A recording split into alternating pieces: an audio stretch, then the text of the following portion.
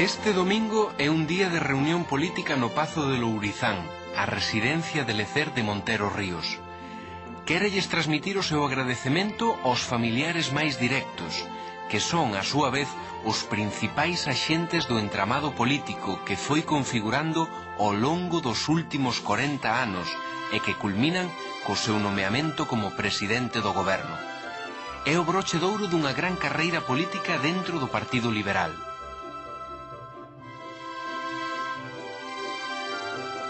Na celebración familiar estaban o seu fillo Andrés Avelino, representante case vitalicio por Mondoñedo e un defensor da protección de menores, o seu fillo Eugenio, que era representante de Muros e antes de Cambados, os seus xenros Eduardo Vicenti, que chegaría a ser 36 anos deputado en Cortes por Pontevedra, e Eduardo Martínez del Campo, senador vitalicio. Tamén estaba o seu xenro García Prieto, un político de gran valía. Todos eles representaban o entramado caciquil de carácter familiar que construíra sabiamente o patriarca de Lourizán. García Prieto formárase no bufete de Montero Ríos e foi quen mellor aprendeu as ensinanzas do político galego. Primeiro baixo a vixía do seu sogro e posteriormente pola súa conta chegara ata onde non puido chegar ningún dos propios fillos de Montero. García Prieto terminou sendo unha peza insustituíble na rede política caciquil creada polo seu sogro. Foi quen de crear a súa propia organización, na que situou a membros da súa familia seguindo o modelo de Montero Ríos, que consistía en colocar familiares en cargos políticos para telos ao seu servizo. Era, pois, un alumno aventaxado. Por iso Montero Ríos ía nomealo ministro de Gobernación. O sistema caciquil da restauración española de finais do século XIX estaba asentado no control das institucións de carácter provincial e local. Os concellos e as deputacións eran fundamentais nese control. O alcalde, o xuiz ou o secretario do concello eran postos moi apetecible política e socialmente. Eles eran os intermediarios co pobo, a parte do poder que coñecían os cidadáns de a pé. Eran os conseguidores aos que podían recorrer os galegos cando tiñan algún problema.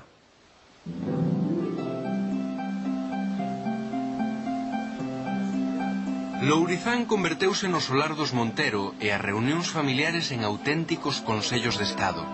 Ata alí achégase o alcalde dun concello veciño que vai facer unha xestión para un propietario acomodado da súa vila. O home pediulle recomendación para o seu fillo e o alcalde, o cacique local, vai usar a súa influencia por pertencer á rede dos Montero Ríos. A proximidade co pobo outorgáballe prestixio social ao cacique. Os veciños visualizaban o poder na súa figura e non nos representantes elexidos, os que non coñecían e que nada tiñan que ver coa súa vida diaria. Cando o favor sexa conseguido, o alcalde faralles ver aos beneficiarios que deben contribuir na súa familia e no seu entorno apoiando as candidaturas dos Montero. O alcalde fai as presentacións entre don Eugenio e o rico propietario da súa vila. O pai pediu recomendación para o seu fillo, licenciado en Dereito pola Universidade de Santiago, para colocalo como secretario nun concello veciño. Este alcalde representa a base do sistema que ten a Montero no seu cume. Caciques locais que apañan votos e intermedian en favores entre os veciños. A persuasión do cacique debía ser suficiente para controlar o proceso electoral e o día a día na vida local. Cando esta rede fracasaba, facía uso da forza, empregando a intimidación ou o encarceramento dos disidentes. Ademais, sempre quedaba o recurso da fraude, mediante a falsificación de actas ou a votación masiva dos mortos ou, no último caso, a compra de votos. Nesta humilde casa da rúa santiaguesa dos Xasmíns naceu Montero Ríos no 1832. Esta orixe humilde non lle impediu chegar ás máis altas cotas do poder político e social da súa época.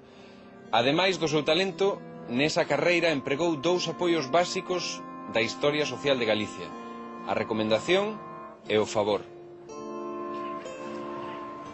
En agradecemento do feito pola súa cidade natal, os santiagueses levantaronlle esta estatua no 1916, 2 anos despois da súa morte, por suscripción popular. E colocárona aquí, no centro da Praza do Obradoiro, no lugar máis representativo de Santiago e de Galicia. 12 anos máis tarde, trasladárona á Praza de Mazarelos, porque se entendeu que ningún político era tan importante como para ter unha estatua nesta praza. Por iniciativa dun artista, volve estar aquí, aínda que só por un día. Este emprazamento, aínda que ocasional, recórdanos o gran poder que tivo este home. Catedrático, abogado de prestixio, liderou as propostas de profesionalización da xustiza e da separación da Igrexa e o Estado, entre outras moitas de carácter progresista. Foi, sen embargo, unha das grandes figuras dun sistema, o caciquil, o que chegou a atacar na fin da súa carreira política. Un paradoxo que quizáis non o é tanto para unha figura controvertida que foi alcumada como o Cuco de Lourizán. Outro dos poderes fundamentais do sistema caciquil eran os gobernos provinciais. Eses gobernos civís estaban nas actuais sedes das subdelegacións do goberno. O gobernador dirixía a administración provincial e, como tal, era o xefe dos servizos públicos da provincia. Ademais, controlaba a orde pública e a policía.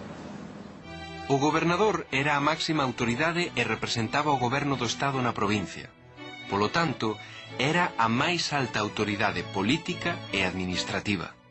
Neste capítulo falamos dos nobres, dos fidalgos e dos caciques que tiveron un poder que decidiu o destino de moitos galegos nos últimos 5 séculos. Todos eles tiveron ese poder porque lle otorgou un sistema político que serviron e do que se aproveitaron. Os caciques cobraron como favores o que nunha democracia son dereitos de todos os cidadáns.